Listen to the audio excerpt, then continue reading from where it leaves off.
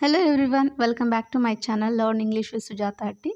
Let's continue question series class 4th. Dear aspirant, if you like my videos, please subscribe my channel and watch regular classes. Okay, let's start the class. Question number 1. Choose the correct sequence of following works of Pablo Neruda's in chronological order. ಅಂದರೆ ಫ್ಯಾಬ್ಲೋ ನೆರುದರವರು ಬರೆದಿರ್ತಕ್ಕಂತಹ ವರ್ಕ್ಸ್ಗಳನ್ನ ಕ್ರೊನಾಲಜಿಕಲ್ನಾಗಿ ನಾವು ಜೋಡಿಸ್ತಾ ಹೋಗಬೇಕು. Option A Spain in the heart, option B works and book of twilight, option C inhabitant and his hope, option D 20 love poems and songs of despair, option E the trying of a infinite man. Okay, which is the right answer here? The option 4 is the right answer. Okay, the explanation ನೋಡ್ತಾ ಹೋಗೋಣ ನಾವು. Option 4 is the right answer. Works and book of twilights 1923 publish ಆಗುತ್ತೆ. Okay, next option B 20 love poems and songs of despair 1924 publication ಆಗುತ್ತೆ. Next option C the trying of a infinite man, it's likely refers to ಹಿಯಲ್ ಓಂಬ್ರೆ invisible or similar consider later. ಅಂದರೆ ಈ ಅನಂತರ ಪ್ರಯತ್ನ ಅನ್ನುವಂತಹ ಈ ಕವಿತೆ ಬಹುಶಃ ಎಲ್ಲ ಮನುಷ್ಯನ ಅದೃಶ್ಯ ಮತ್ತು ಅಂತಹುದೇ ಉಲ್ಲೇಖಿಸುವಂತಹ ಒಂದು ಏನೋ ವರ್ಕ್ ಆಗಿರ್ತಕ್ಕಂಥದ್ದು ನೇರುದ ಪೆಬ್ಲೋರವ್ರದ್ದು. ಇದು ಕೂಡ 1924 ಏನಾಗುತ್ತೆ after later 20 loves poem after later ಇದು ಕೂಡ ಪಬ್ಲಿಷ್ ಆಗಿರ್ತಕ್ಕಂಥ works. The inhabitant and his hope, it is earlier in 1930s. Next Spain in the art 1937 during the Spanish war, Spanish civil war. ಆ Spanish ಅಂತರ್ಯುದ್ಧದಲ್ಲಿ ಆ ಸಮಯದಲ್ಲಿ publication ಆಗಿರ್ತಕ್ಕಂತಹ work ಯಾವುದಂದರೆ Spain in the heart. These works written by Pablo Neruda. Okay, go to the next question. 82. Which of the following poem use ಟೆರ್ಜಾ rima? Okay, ಈ ಕೆಳಗಿನ ಯಾವ poem ಟೆರ್ಜಾ ರೈಮಾವನ್ನು use ಮಾಡಿವೆ ಅಂತ ಅರ್ಥ. Okay, option A John Keats ode to the nightingale, option B P B Shelley's ode to the west wind, option C William Wordsworth's the solitary reaper, option D Alfred Tennyson's the Ulysses. Okay, ಯಾವುದಾಗುತ್ತೆ ಇದಕ್ಕೆ answer? Okay, the correct answer is P B Shelley's ode to the west wind. Okay, explanation ನೋಡ್ತಾ ಹೋಗೋಣ. The correct answer is P.B. Shelley's Ode to the West Wind. Terza Rima is a verse form composed of 3 lines stanza. Okay, ಓಡ್ to the west wind ಅನ್ನು P B ಶೆಲ್ಲಿ ಅವರು ಈ ಟೆರ್ಜಾ ರೈಮಾದಲ್ಲಿ ಬರಿತಾ ಹೋಗ್ತಾರೆ. ಅಂದರೆ ಟೆರ್ಜಾ ರೈಮಾ ಅಂದರೆ ಈ 3 ಸಾಲಿನ ಚರಣ ಅಥವಾ ಈ 3 ಸಾಲಿನ ಚರಣದಿಂದ ಕೂಡಿರ್ತಕ್ಕಂಥ ಒಂದು ಪದ್ಯಕ್ಕೆ ನಾವು ಟೆರ್ಜಾ ರೈಮಾ ಅಂತ ಕರಿತೀವಿ. ಓಕೆನಾ, ಟರ್ಸೆಟ್. ಓಕೆನಾ, with an interlocking rhyme scheme. ಅಂದರೆ ಇದೊಂದು ಪರಸ್ಪರ ರೈಮ್ ಸ್ಕೀಮನ್ನು ಹೊಂದಿರುತ್ತೆ. ಆ ರೈಮ್ ಸ್ಕೀಮ್ ಯಾವುದು ಅಂದರೆ A B A B C B C D E. ಓಕೆನಾ, Shelley's ode to the west wind is written in terza rima. Okay, next question. The functional communicative approach in English language is in opposition of the.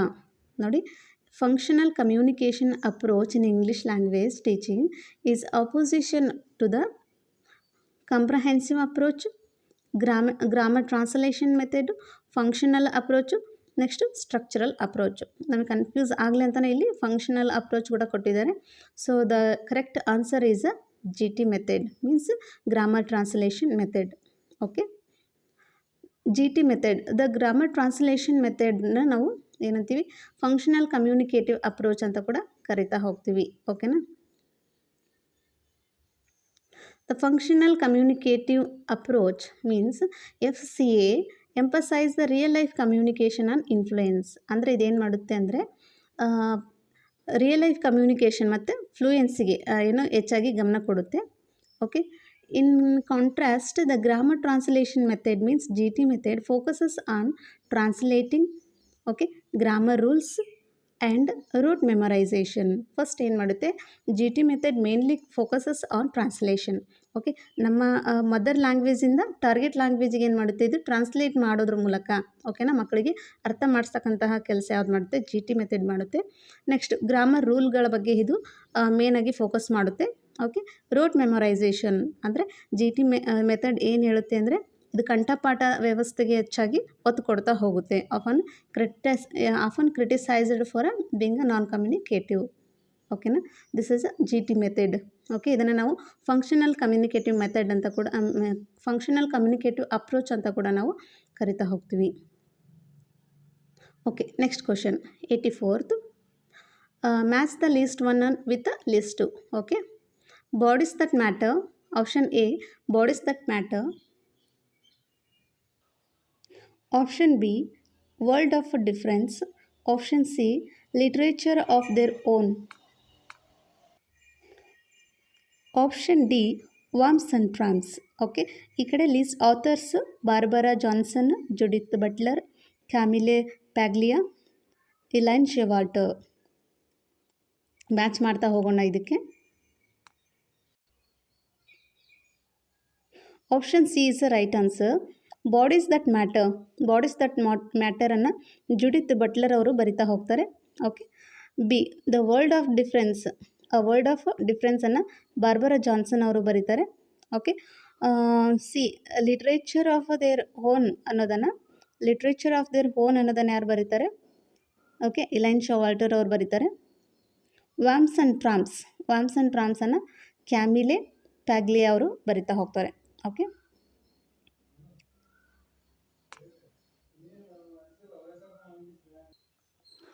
Option A bodies that matter, Judith Butler. This is a foundational feminist and queer theory text ಆಗಿರುತ್ತೆ. ಅಂದರೆ Judith Butler ಅವರು ಬರೆದಿರ್ತಕ್ಕಂತಹ ಅವರ ಮೂಲಭೂತ ಸ್ತ್ರೀವಾದಿ ಮತ್ತು ವಿಲಕ್ಷಣ ಸಿದ್ಧಾಂತದ ಒಂದು ಪಠ್ಯವಾಗಿರುತ್ತೆ. ಯಾವುದು?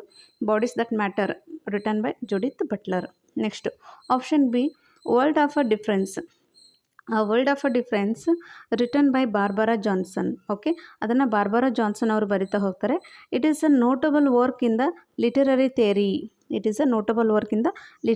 ಅಂದರೆ ಬಾರ್ಬರಾ ಜಾನ್ಸನ್ರವರು ಬರೆದಿರ್ತಕ್ಕಂತಹ ಸಾಹಿತ್ಯ ಸಿದ್ಧಾಂತದಲ್ಲಿ ಒಂದು ಗಮನಾರ್ಹವಾಗಿರ್ತಕ್ಕಂಥ ಸಿದ್ಧಾಂತ ಯಾವುದು ಅಂದರೆ that is a world of difference. Okay, option C literature of their own written by Elaine ಶೆವಾಲ್ಟರ್.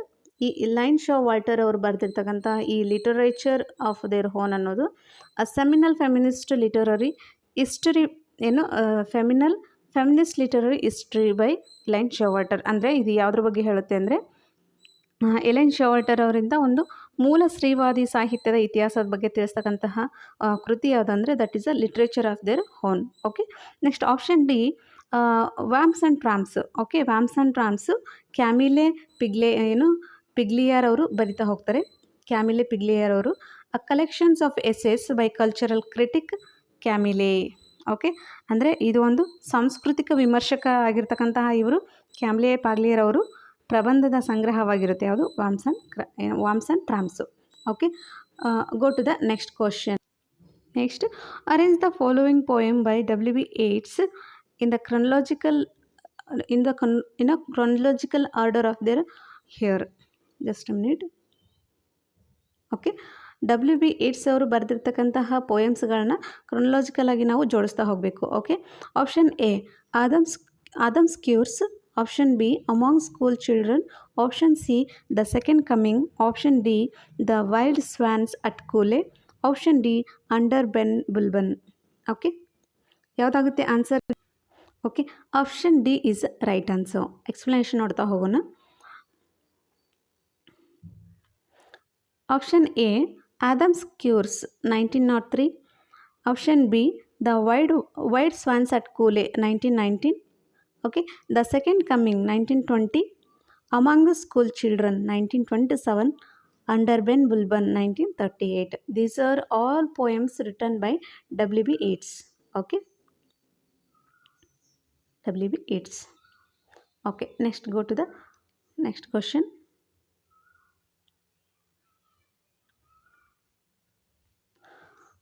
there is nothing outside the text. There is nothing outside the text is a statement by Victor Slonsky, Jacques Derrida, Roland Barthes and Ferdinand de Saussure. Okay, answer ಯಾವುದಾಗುತ್ತೆ ಇದಕ್ಕೆ? The correct answer is Jacques Derrida. Okay, explanation ನೋಡ್ತಾ ಹೋಗೋಣ. Jacques Derrida. Jacques Derrida is a French philosopher who coined the phrase there is nothing outside the text. ಅವರ ಸಿದ್ಧಾಂತ ಯಾವುದು ಅಂದರೆ, ಅವರೊಂದು ಸಿದ್ಧಾಂತ ಹೊರಡಿಸ್ತಾರೆ, that is there is nothing outside the text. ಓಕೆನಾ? In this his book of grammatology 1967, ಅವರು ಯಾರು ಜಾಕ್ವೆಸ್ ಡೆರಿಡಾರವರು ಬರೆದಿರ್ತಕ್ಕಂತಹ ಬುಕ್ ಯಾವುದು ಅಂದರೆ ದ ಆಫ್ ಗ್ರಾಮೆಟಾಲಜಿ ಅನ್ನೋ ಪುಸ್ತಕದಿಂದ ಒಂದು ಸಿದ್ಧಾಂತವನ್ನು ಮಂಡಿಸ್ತಾರೆ, there is nothing outside the text ಅನ್ನೋದನ್ನು. Okay, this phrase is central to the deconstruction Derrida's method critical analysis. Okay, important ಆಗಿ ನಾವು ಡೆರಿಡಾಸ್ ಮೆಥಡ್ ಯಾವುದು ಅಂದರೆ that is a critical analysis. Okay, ಇದೇನು there is nothing outside the text ಅನ್ನುವಂಥ ಈ ನುಡಿಗಟ್ಟಿನ ಈ ವಿಮರ್ಶಾತ್ಮಕ ವಿಶ್ಲೇಷಣೆಯ ವಿಧಾನವನ್ನು ನಾವು ಈ ಡಿಕನ್ಸ್ಟ್ರಕ್ಷನ್ ಅನ್ನುವಂಥ ಒಂದು ವಿಧಾನವನ್ನು ಕೇಂದ್ರವಾಗಿಟ್ಟುಕೊಂಡು ಏನು ಮಾಡ್ತಾರೆ, ವಾಸ್ತವವಾಗಿ ಅನಲೈಸ್ ಮಾಡ್ತಾ ಹೋಗ್ತಾರೆ. Okay, it doesn't mean that reality doesn't exist. Okay, it doesn't mean that reality doesn't exist, but rather than meaning is always mediate through language. See, Jacques Derrida ಅವರು ಏನು ಹೇಳ್ತಾರೆ ಅಂದರೆ, ವಾಸ್ತವವು ಅಸ್ತಿತ್ವದಲ್ಲಿ ಇಲ್ಲ ಎಂದು ಇದರ ಅರ್ಥ ಏನಲ್ಲ, ಬದಲಿಗೆ ಯಾವುದು there is nothing outside text ಅನ್ನೋದರಲ್ಲಿ ಓಕೆನಾ ಕ್ರಿಟಿಸೈಸ್ ಮಾಡ್ತಾ ಇದ್ದಾರೆ, ಅದನ್ನು ವಿಮರ್ಶನೆ ಮಾಡ್ತಾ ಇದ್ದಾರೆ. ವಾಸ್ತವವು ಅಸ್ತಿತ್ವದಲ್ಲಿಲ್ಲ ಎನ್ನುವುದು ಇದರ ಅರ್ಥ ಅಲ್ಲ, ಬದಲಿಗೆ ಅರ್ಥ ಏನು ಅಂದರೆ ಯಾವಾಗಲೂ ಭಾಷೆಯ ಮೂಲಕನೇ ಮಧ್ಯಸ್ಥಿಕೆ ವಹಿಸುತ್ತದೆ ಅಂತ ಹೇಳ್ತಾ ಹೋಗ್ತಾರೆ. ಓಕೆನಾ? Next, we can never access the pure meaning without a interpretation. ಅಂದರೆ ನಾವು ವ್ಯಾಖ್ಯಾನವಿಲ್ಲದೆ ನಾವು ಎಂದೆಂದಿಗೂ ಶುದ್ಧ ಅರ್ಥವನ್ನು ಪ್ರವೇಶಿಸಲಿಕ್ಕೆ ಸಾಧ್ಯ ಇಲ್ಲ ಅಂತ ಇವರು ತಮ್ಮ ಸಿದ್ಧಾಂತ ಆಗಿರ್ತಕ್ಕಂತಹ ಜಾಕ್ವೆಸ್ ಡೆರಿಡಾ ಅವರ ಸಿದ್ಧಾಂತ ಆಗಿರ್ತಕ್ಕಂಥ there is nothing outside the text ಅನ್ನೋದರಲ್ಲಿ ಏನು ಹೇಳ್ತಾರೆ ಮಂಡಿಸ್ತಾ ಹೋಗಿದ್ದಾರೆ. ಓಕೆ, ನೆಕ್ಸ್ಟ್ ಅದರ ಆಪ್ಷನ್ಸನ್ನು ಕೂಡ ನಾವು ಎಕ್ಸ್ಪ್ಲನೇಷನ್ ನೋಡ್ತಾ ಹೋಗೋಣ. ಓಕೆ, ನೆಕ್ಸ್ಟ್ ಆಪ್ಷನಲ್ಲಿ ಏನಿದೆ ಅಂದರೆ ವಿಕ್ಟರ್ ಸ್ಲೋಸ್ಕಿ ಇದ್ದಾರೆ. ಓಕೆ, ಈ ವಿಕ್ಟರ್ ಸ್ಲೋಸ್ಕಿ ರಷ್ಯನ್ ಫಾರ್ಮಲಿಸ್ಟ್ ಇವರು. ಓಕೆನಾ, Russian formalist critic. Shklovsky is known for the concept of a defamiliarization. It is a very important for NET or SET exams. Okay, defamiliarization, who coin the defamiliarization ಅಂತ ಹೇಳಿದರೆ that is Viktor Shklovsky. ಓಕೆನಾ? Next Roland Barthes is a French literary theorist and semiotician. ಅಂದರೆ ಇವರು French ಸಾಹಿತಿ, ಸಿದ್ಧಾಂತಿನೂ ಕೂಡ ಹೌದು ಮತ್ತು ಸಂಕೇತ ಶಾಸ್ತ್ರಜ್ಞ ಕೂಡ ಆಗಿರ್ತಾರೆ. ಓಕೆನಾ? ಇವರು non for the death of the author, ಅಂದರೆ ಡೆತ್ ಆಫ್ ದ ಆಥರ್ ಅನ್ನೋದನ್ನು ಬರಿತಾ ಹೋಗ್ತಾರೆ. ವೇರ್ ಈ argued that meaning is a created by readers but not author's intent ಅಂತ ಹೇಳ್ತಾರೆ. ಓಕೆನಾ? The death of the author ಅನ್ನೋ ವರ್ಕ್ಸಲ್ಲಿ ಅಥವಾ ತಮ್ಮ ಸಿದ್ಧಾಂತದಲ್ಲಿ ಯಾರು ರೋಲ್ಯಾಂಡ್ ಬರ್ತ್ಸ್ ಅವರು ಏನು ಹೇಳ್ತಾ ಹೋಗ್ತಾರೆ ಅಂದರೆ, ವೇರ್ ಹಿಯರ್ ಈ argued meaning is not created by readers but not by the author intent ಅಂತ ಹೇಳ್ತಾರೆ. ಓಕೆನಾ? ಅಂದರೆ ಅರ್ಥವು ಓದುಗರಿಂದ ಸೃಷ್ಟಿಸಲ್ಪಡುತ್ತದೆ ಹೊರತು ಲೇಖಕರ ಉದ್ದೇಶದಿಂದಲ್ಲ ಅಂತ ಹೇಳ್ತಾರೆ. ಓಕೆನಾ? Next, Ferdinand de Saussure is also very important prominent figure in the prominent figure in English literature. Okay, Ferdinand de Saussure is a Swiss linguist. ಇವರೇನಾಗಿರ್ತಾರೆ, ಸ್ವಿಸ್ ದೇಶದ ಭಾಷಾಶಾಸ್ತ್ರಜ್ಞನಾಗಿರ್ತಾನೆ. ಓಕೆನಾ? Consider the father of modern linguistic and structuralism. ಓಕೆನಾ? ಈ ಭಾಷಾಶಾಸ್ತ್ರ ಮತ್ತು ರಚನಾತ್ಮಕ ಸಿದ್ಧಾಂತದ ಪಿತಾಮಹ ಅಂತ ಕೂಡ ನಾವು ಹೇಳ್ತಾ ಹೋಗ್ತೀವಿ. ಓಕೆನಾ? He introduced the key concept of signifier and signified. It is a very important term. ಓಕೆನಾ? ಈ ಕ್ರಿಟಿಕಲ್ ಟರ್ಮ್ಸ್ ಅಂತ ಏನು ಬರುತ್ತಲ್ಲ ಅದರಲ್ಲಿ ಬರ್ತಕ್ಕಂತಹ signifier and signified term who coined ಅಂತ ಕೇಳ್ಬೋದು, ಅಥವಾ who coined the signifier and signified coin who coined the term of signifier and signified ಅಂತ ಕೇಳಿದ್ರೆ that is Ferdinand de Saussure ಆಗ್ತಾರೆ. ಓಕೆನಾ. ನೆಕ್ಸ್ಟ್ ನಾವು ಕ್ರಿಟಿಕಲ್ ಟರ್ಮ್ಸನ್ನು ಡಿಸ್ಕಸ್ ಮಾಡುವಾಗ ಇನ್ ಡೀಟೇಲ್ ಆಗಿ ನೋಡ್ತಾ ಹೋಗೋಣಂತೆ. ಓಕೆನಾ. Who coin the term of a language and parole ಅಂತ ಕೇಳಿದ್ದಾರೆ ನಮಗೆ ಲಾಸ್ಟ್ ಟೈಮಲ್ಲಿ. ಓಕೆ, ಲ್ಯಾಂಗ್ವೇಜ್ ಆ್ಯಂಡ್ ಪ್ಯಾರಲ್ ಅನ್ನೋ ಸಿದ್ಧಾಂತವನ್ನು ಮಂಡಿಸಿದ್ದು ಸಹ ಫರ್ಡಿನೆಂಡ್ ಡಿ ಸಶ್ಯೂರ್ ಆಗುತ್ತೆ. ಓಕೆನಾ. Okay, go to the next question. Question number 87. Match the list. Okay, first option A Mikhail Bakhtin, Michel Foucault, Roland Barthes and Sigmund Freud.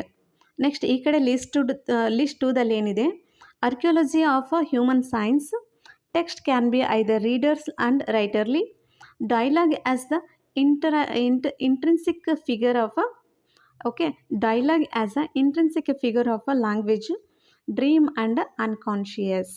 Okay, match ಮಾಡ್ತಾ ಹೋಗಿ ಇದಕ್ಕೆ ಯಾವ್ದು answer ಆಗುತ್ತೆ ಅಂತ. Okay, option C is a right answer. Match ಮಾಡ್ತಾ ಹೋಗೋಣ. Mikhail ಬಕ್ತಿನ್ರವರು dialogue as a intrinsic figure of a language ಅಂತ ಹೇಳ್ತಾರೆ. ಓಕೆನಾ. ಮಿಕೆಲ್ ಬಕ್ತಿನ್ ಏನು ಹೇಳ್ತಾರೆ, dialogue is a intrinsic figure of a language ಅಂತ ಹೇಳ್ತಾರೆ. ಓಕೆನಾ. Michel Foucault archaeology of a human science ಅಂತ ಹೇಳ್ತಾರೆ.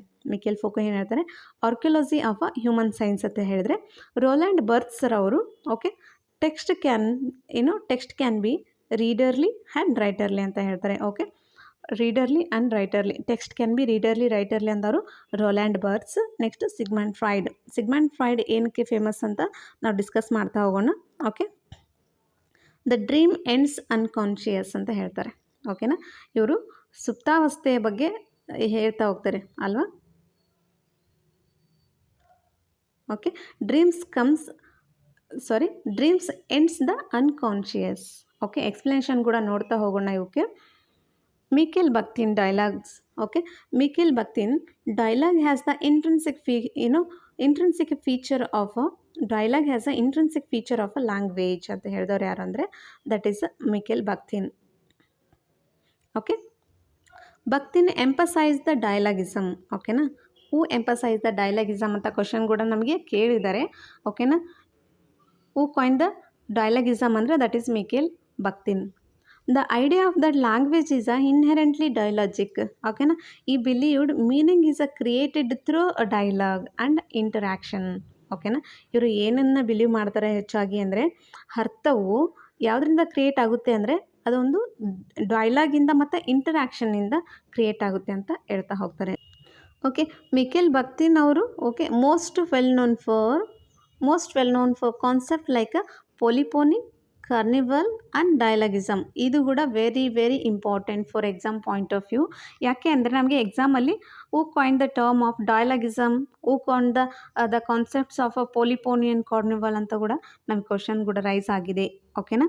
ಅವರು ಹೆಚ್ಚಾಗಿ ಯಾವುದ್ರಲ್ಲಿ ನಂಬಿಕೆ ಇತ್ತು ಅಂದರೆ ಅವ್ರಿಗೆ ಓಕೆನಾ the most well known for concept like polyphony, carnivals and ಡೈಲಾಗಿಸಮ್ಗೆ ಹೆಚ್ಚಾಗಿ ಒತ್ತು ಕೊಡ್ತಾ ಹೋದರು. ಓಕೆನಾ. ಮಿಕೆಲ್ ಬಕ್ತಿನ್ ಅಂದರೆ dialogism is nothing but Mikhail Bakhtin. ಓಕೆನಾ. Okay, option B Michel Foucault is also prominent figure in English literature. Michel Foucault archaeology of a human science ಅನ್ನೋದನ್ನು ಬರೀತಾನೆ. Okay, he wrote archaeology of human science. Foucault wrote archaeology of knowledge also. Okay na, archaeology of human science and as well as he wrote archaeology of knowledge ಅಂತ ಬರಿತಾ ಹೋಗ್ತಾರೆ. Okay, the order of things the archaeology of a human science ಆಗಿರುತ್ತೆ. Okay, ಈ use the archaeology has the method has a study of a historical constructions of a knowledge. ಅಂದರೆ ಅವರು ಜ್ಞಾನದ ಐತಿಹಾಸಿಕ ರಚನೆಯಲ್ಲಿ ತಮ್ಮ ಎಲ್ಲ ವರ್ಕ್ಸ್ಗಳಲ್ಲಿ ಅಧ್ಯಯನ ಮಾಡಲಿಕ್ಕೋಸ್ಕರ, ಅಂದರೆ ಈ ಜ್ಞಾನದ ಐತಿಹಾಸಿಕ ರಚನೆಯನ್ನು ಅಧ್ಯಯನ ಮಾಡಲಿಕ್ಕೋಸ್ಕರ ಒಂದಷ್ಟು ಪುರಾತತ್ವದ ಆರ್ಕಿಯಾಲಜಿಕಲ್ ಮೆಥಡ್ಗಳನ್ನು ಈ ಪುರಾತತ್ವ ಶಾಸ್ತ್ರವನ್ನು ಒಂದು ವಿಧಾನವಾಗಿ ಬಳಸ್ತಾ ಹೋಗ್ತಾರೆ. Next, to study of a historical construction of a knowledge. ಓಕೆನಾ.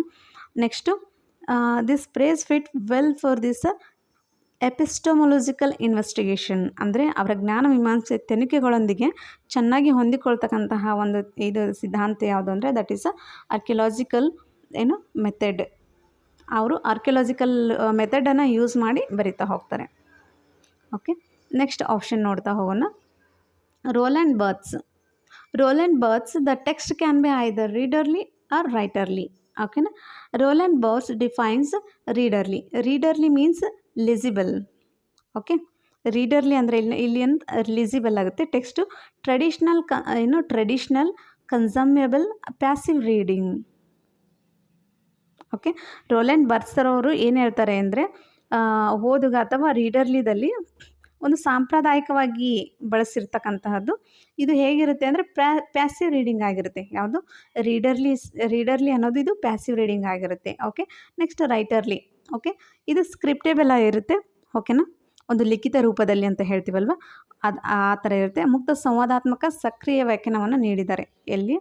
Open interactive encourages active interpretation ಅಂತ ಹೇಳ್ತಾರೆ. ಓಕೆನಾ. Option D Sigmund Freud. Sigmund Freud dreams and the unconscious ಅಂತ ಹೇಳ್ತಾರೆ. ಓಕೆನಾ. Sigmund Freud is a very very important figure in psychology also. ಓಕೆನಾ. ಅವರನ್ನು ನಾವು just a minute. Okay, Sigmund ಫ್ರಾಯ್ಡರ್ ಅವರನ್ನು ನಾವು ಮನೋವಿಶ್ಲೇಷಣೆಯ ಪಿತಾಮಹ ಅಂತ ಕೂಡ ಕರಿತೀವಿ. Freud is a father of psycho analysis. Okay, very very important figure ಇತ್ತ.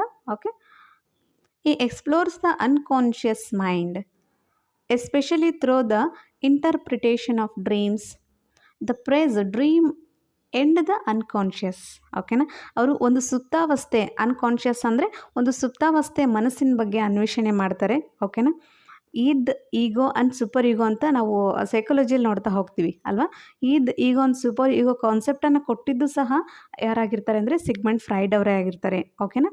ಸುಪ್ತಾವಸ್ಥೆಯ ಮನಸ್ಸನ್ನ ಬಗ್ಗೆ ಅನ್ವೇಷಣೆ ಮಾಡ್ತಾರೆ, ವಿಶೇಷವಾಗಿ the interpretation of dreams.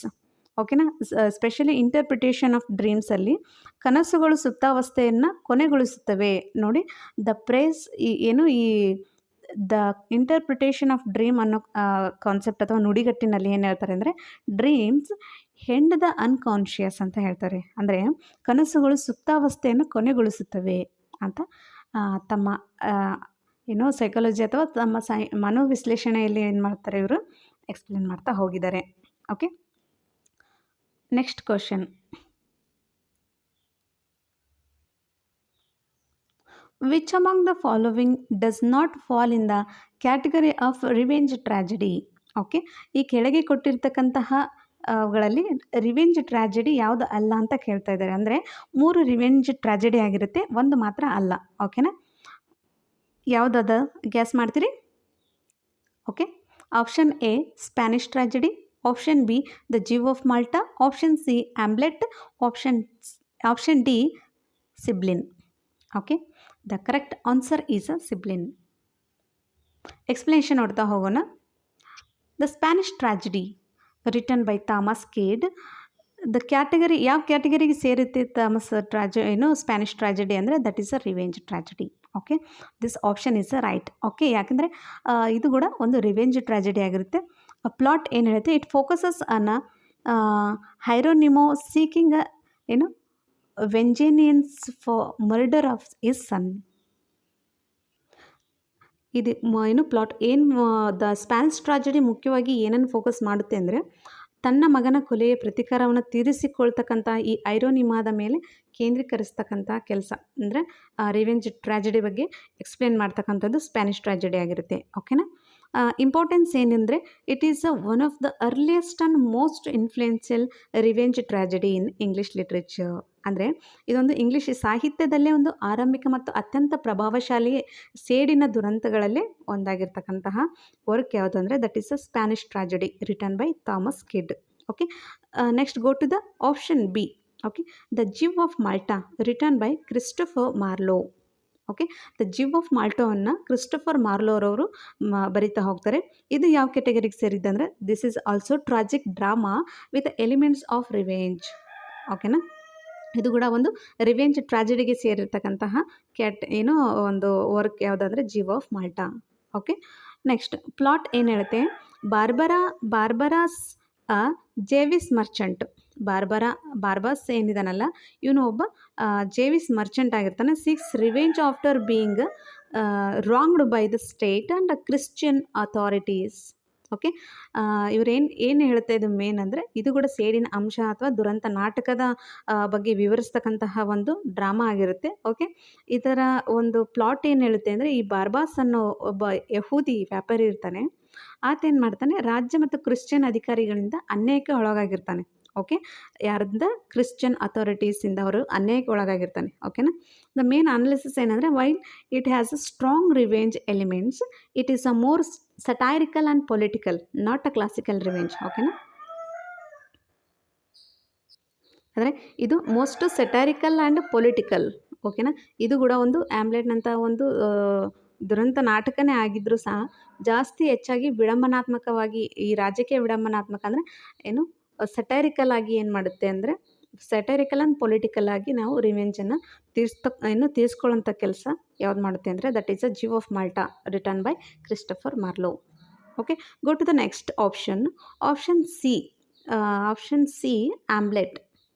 Option C Hamlet written by William Shakespeare. Okay, ಇದು ಯಾವ ಕೆಟಗರಿಗೆ ಸೇರಿದ್ದು ಅಂದರೆ, it is also revenge tragedy ಅಂತ ಹೇಳ್ಬೋದು. Plot: prince Hamlet seeks revenge for the murder of his father by his uncle. ಅಂದರೆ ಈ William Shakespeare ಅವರು ಬರೆದಿರ್ತಕ್ಕಂಥ ಆಮ್ಲೆಟ್ ರಾಜ್ಕುಮಾರ ತನ್ನ ಚಿಕ್ಕಪ್ಪ ಕ್ಲಾಡಿಯಸ್ನಿಂದ ತನ್ನ ತಂದೆ ಕೊಲೆ ಸೇಡನ್ನು ತೀರಿಸ್ಕೊಳ್ಳುವಂತಹ ಪ್ರಯತ್ನ ಆಮ್ಲೆಟ್ ಇದರಲ್ಲಿ ನಡೀತಾ ಹೋಗುತ್ತೆ. ಓಕೆನಾ. ಇಂಪಾರ್ಟೆನ್ಸ್ ಏನಂದರೆ, Hamlet is the most famous example of a revenge tragedy ಅಂತ ಹೇಳ್ಬೋದು. ಓಕೆನಾ.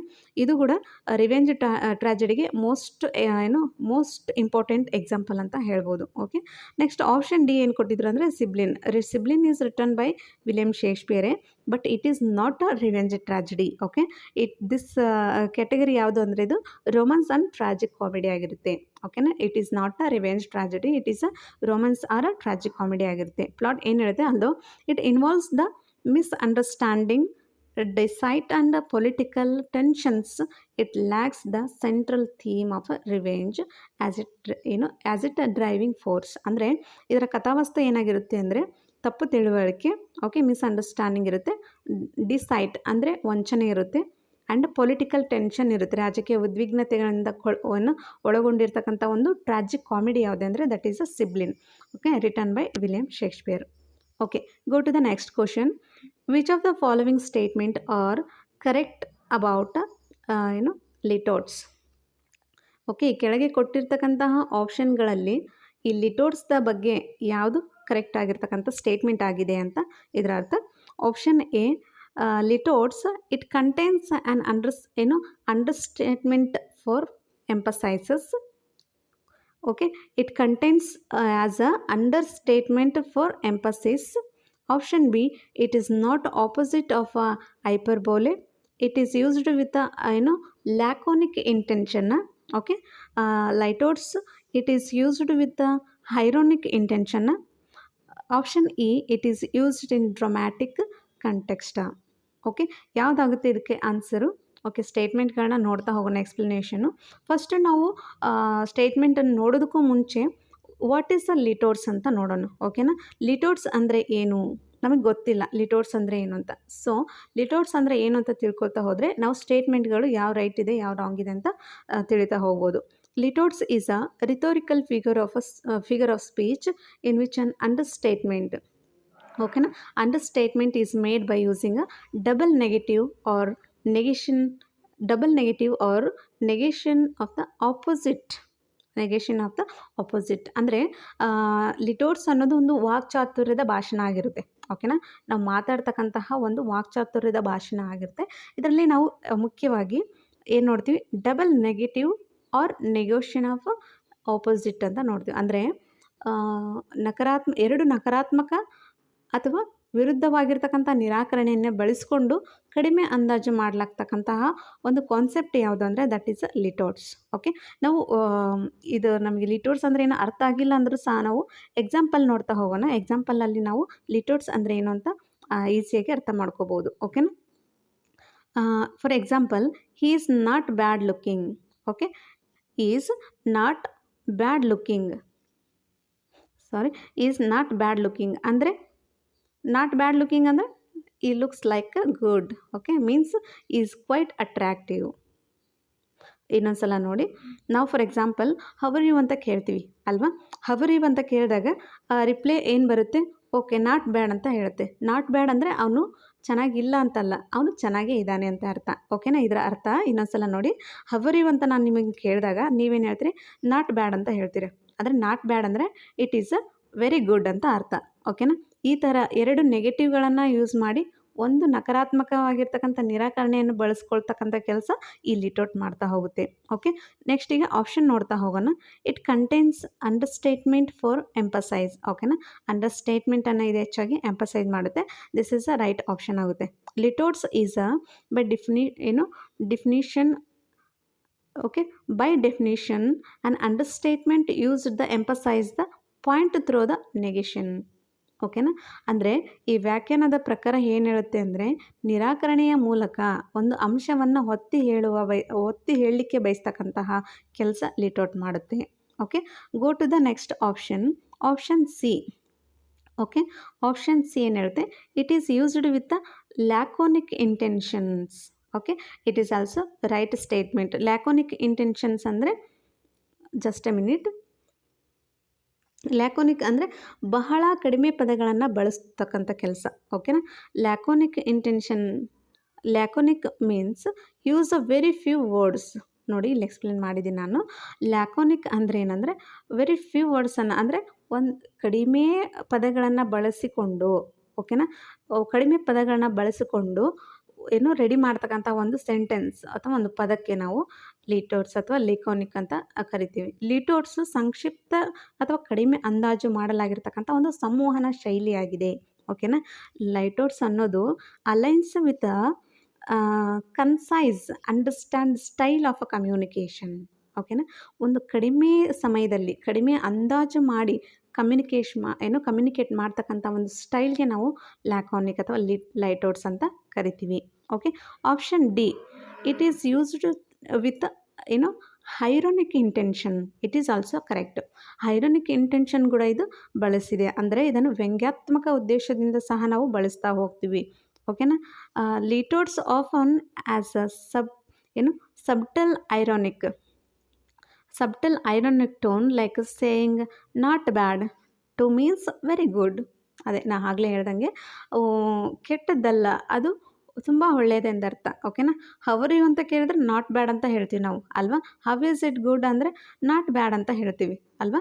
ಹೌ ಈಸ್ ಇಟ್, ನಾವು ಯಾವುದಾದ್ರೂ ಒಂದು ಪ್ರಾಡಕ್ಟನ್ನು ತೋರಿಸ್ತಿರುವಾಗ ಅಥವಾ ಏನಾದರೂ ಒಂದು ತೋರಿಸ್ತಿರ್ಬೇಕಾದ್ರೆ ಹೌ ಈಸ್ ಇಟ್ ಅಂತ ಕೇಳಿದ್ರೆ ರಿಫ್ಲೆಕ್ಷನ್ ಏನು ಬರುತ್ತೆ, ರಿಪ್ಲೈ ನಾಟ್ ಬ್ಯಾಡ್ ಅಂತ ಬರುತ್ತೆ. ನಾಟ್ ಬ್ಯಾಡ್ ಈಸ್ ಮೀನ್ಸ್ ಏನು, ತುಂಬ ಒಳ್ಳೆಯದು ಅಂದರ್ಥ. ಓಕೆನಾ, not bad to mean very good.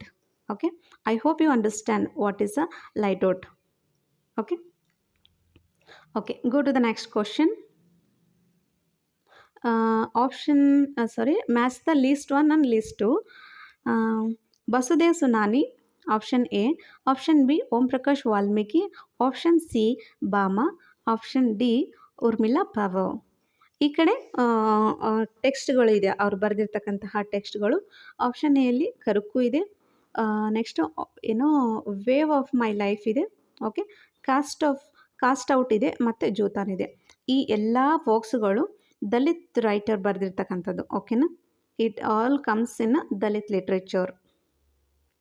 ಓಕೆನಾ, ದಲಿತ್ ಲಿಟ್ರೇಚರಲ್ಲಿ ಬರ್ತಕ್ಕಂಥ ಆಥರು ಮತ್ತು ಅವ್ರು ಬರೆದಿರ್ತಕ್ಕಂಥ ಟೆಕ್ಸ್ಟ್. ಓಕೆ, ಒಂದೊಂದಾಗಿ ನಾವು ಎಕ್ಸ್ಪ್ಲೇನ್ ಮಾಡ್ತಾ ಹೋಗೋಣ.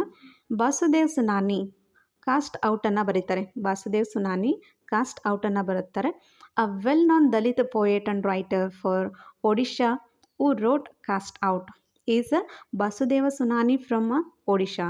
He wrote a well-known Dalit poet, writer, Cast Out.